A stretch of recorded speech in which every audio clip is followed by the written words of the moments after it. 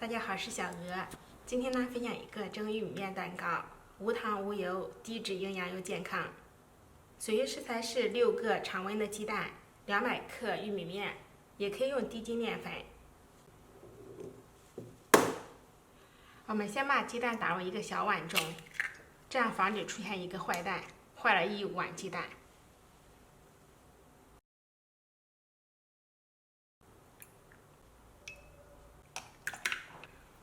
鸡蛋接触的容器以及打蛋器都要确保无水无油。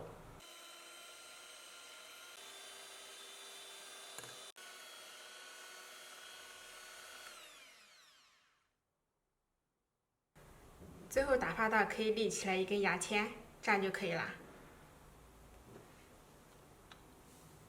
然后给它筛入200克玉米面，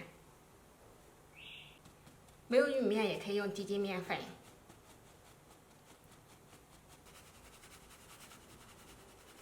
然后给它画 Z 字形，翻拌均匀。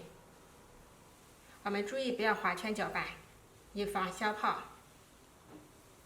给它翻到没有干面粉就可以了。再倒入铺了油脂的模具中，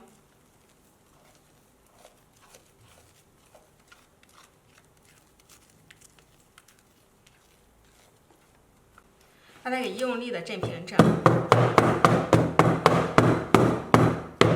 再撒上几粒黑芝麻点缀一下，再立刻放入烧开水的锅中。我们上面盖上一层油纸，防止滴落水蒸气。再盖上盖子，中火蒸上40分钟。时间到之后，我们关火，焖5分钟再开盖。然后我们打开盖子，把上面的这层油脂给它接下去。把它给取出，再把它给倒扣过来放凉。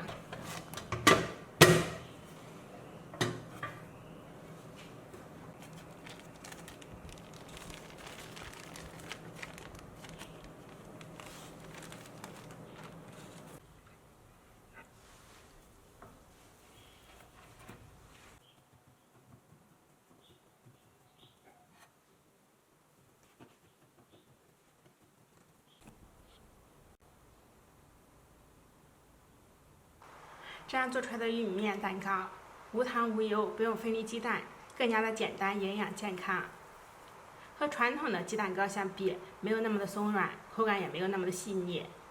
我们可以配上一些果酱吃，也可以在做蛋糕的时候就直接加一些甜味的水果，吃起来就非常不错了。